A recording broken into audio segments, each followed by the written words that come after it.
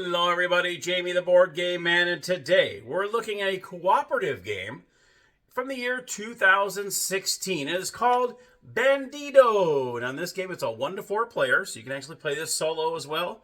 And what I mean by cooperative game is everybody is trying to win together. What you're trying to do is this guy right here, this little burglar guy, is trying to escape from his jail cell. And you have these cards that are trying to close off his tunnels. If you succeed in closing off every single one of those openings, you win. And if you don't, of course, he escapes and you all are losers. So, let's head on down to the gamer's table where I'm going to show you how to play Bandido.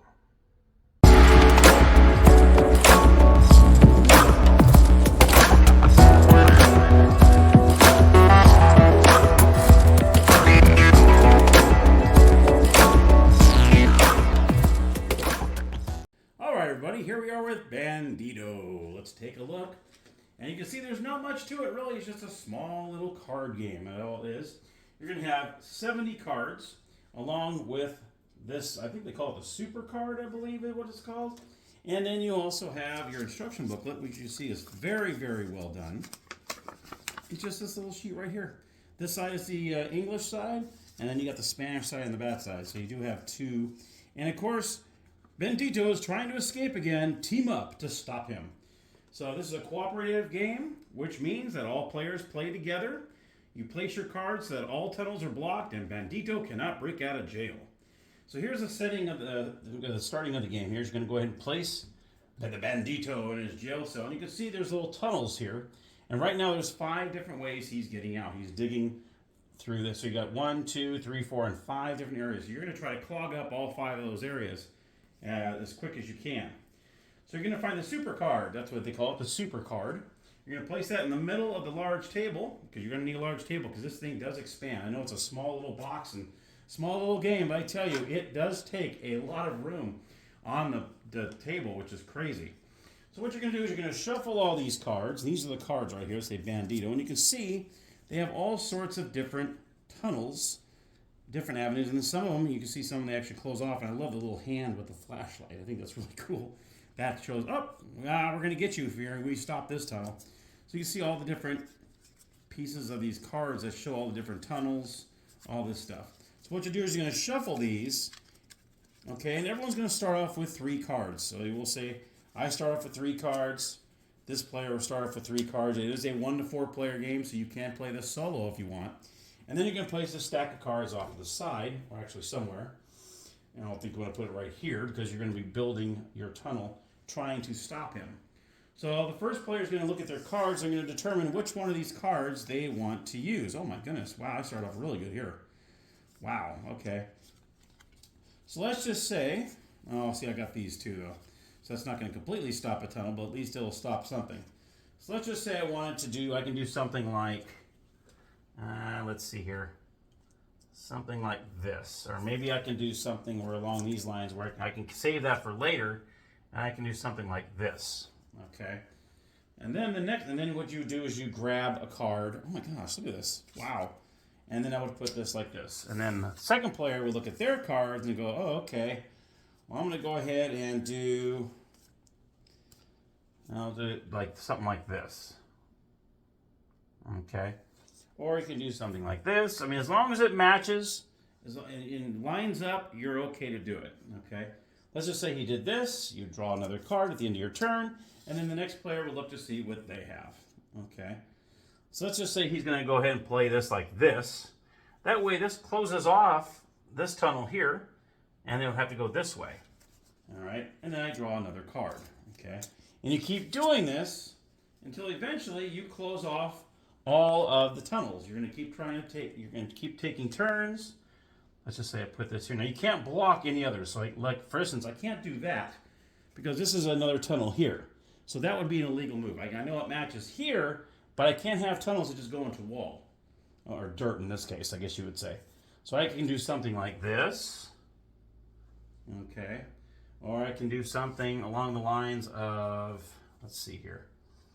Now something like this. All right, where it doesn't add another tunnel to it. So you're trying to keep these tunnels, you're trying not to add as many more new tunnels as you can while you're playing. And then let's just say the next player will look at theirs and say, okay, I'm going to go ahead and, let's see here, I'm going to go ahead and do this. So what I can do is I can go like this, okay? The way this goes, and this goes this way, so this way is stopped. So now this tunnel is stopped. Now we only got one tunnel left going that way, okay? And then I get another card, like so. And you keep doing this. You keep doing this back and forth. You can look at your 3 cards, decide which one you want to play. Let's just say this one. I'm just going to keep this one going. Let's see. I'll just keep this one going this way. Okay. And then I would pick up a card. Let me go ahead and show you what a card I would use in this instance. You can see some of these are really good, like these U-shaped ones. We're literally able to just like boomerang it back where you have 2 and you can literally stop it. Let me see if I can find one of them in here. I know they're in here. Let's see, where are they? Where is one? I want to see if I can find one. See, some of these, let's see. Here's one. See, something like this would be a good one. So that way, if you have 2 going a certain way, you can actually stop it. I don't think, oh, see, like this here. This card would be perfect. See where there's 2 open tunnels here? You put this right there, bam! That closes off those 2 tunnels. So these cards right here are really big.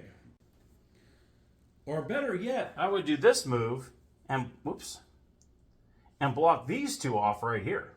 That way those 2 bottom ones, boom, those are done. That way you can still work on this one. And if you eventually get another rounded one, which maybe there's a couple of them in here. Here we go. You get another rounded one like this, and you're not blocking anything here. Boom, there you go. Bam, that's 4 exits you just clogged up right there. 2 right there, 2 right there. So you always want to keep those in mind. These are really big cards that you turn 2 exits into 0 just like that. This was a perfect move here because if you go here first, you only have 1 card and you might not be able to get, and that's another thing too. If you have an area where you just can't put a card in there, well, you're automatically going to lose.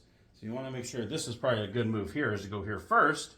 And if for whatever reason, if you're lucky enough, another player has this, boom, back to back, that's totally legal because you're not dirt against dirt, you're good to go.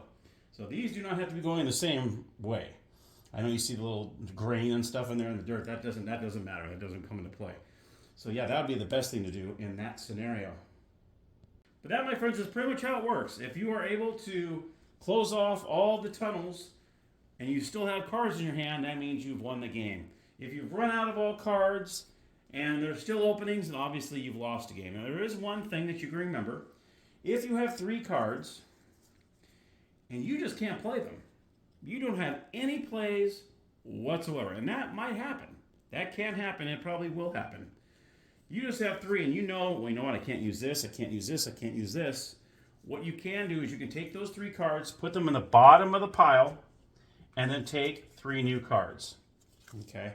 That you're allowed to do. So if you don't, even all 3 of your cards, you got to make sure you do not have a move though. You can't say, oh, I can't make the move because you don't want to make the move, but you can. If you do not have any room or no moves whatsoever in all 3 of those cards, you can put them on the bottom, grab 3 new cards, and then continue on your turn. All right? Now, I do want to show you that if you feel you've nailed this game and you've won a couple times, well, guess what? There is an advanced where you can flip this over, and there are 6 tunnels that you try to close up instead of just the 5. So you can see here, you have 3 on one side, 3 on the other side, where this original was the 5. So they add one on this side over here. So if you want to make it a little more challenging, you could turn it into 6. That's all there is to it, to Bandido. Very, very easy game, and only in a very small box. Doesn't take very long to learn. And that's about it. So let's head on up to the game room, and I will give you my final thoughts. All right, so my final thoughts on Bandido. I like this game. This is a cool little filler game. Takes 10, 15 minutes maybe. Maybe even longer than that, depending on how many players you have. If you have maybe 3 or 4 players, it might take a little bit longer. But I do like it. It's cute. It's fun. Now, if this is a game that you thought, well, maybe I want to play it before I want to try to buy it. Now, I bought this for $8. I found it for $7.95 at my good old favorite place out here. I drove down to Knoxville, found it for $7.95 at good old McKay's, and was sealed. So it's a sealed copy. I just opened it literally just a few minutes ago. And, if you want to play it ahead of time, it is on BGA. So BoardGameArena.com, that website I play a lot of games on. It is on there. So if you want to kind of, flirt around with it a little bit and play a couple games on there and kind of see how it works, that would be a good place to go. But $8 is a great price for this. I would probably not pay more than maybe 10 for it. I wouldn't go any higher than that because it is a really quick little filler game, but it is fun. It is frustrating. You name it. I mean, I played a couple games on BGA, and man, I tell you, especially when you're trying to, maybe you only have 2 openings left and you have nothing but cards that are going to open up 2 more avenues for them, so you're just like, oh my gosh, where's that little U-shaped where I have 2 openings, I can just get the U-shape, boom, and then knock those 2 off, and there's only so many of those in the deck as well. So, but yeah, definitely fun. If you can find this game, get it. It is definitely a fun little game. There's not much to it. Fits right in your pocket. Very, very easy to play. It only takes you 2 seconds. You saw how fast my tutorial was. It was very quick to show you how to play it. Let me know if you've played the game. Maybe you don't have it. Maybe you've never even heard of it before. But, yeah, great little game. See if you can find it. Thank you so much for watching. I appreciate your support. And as always, happy gaming.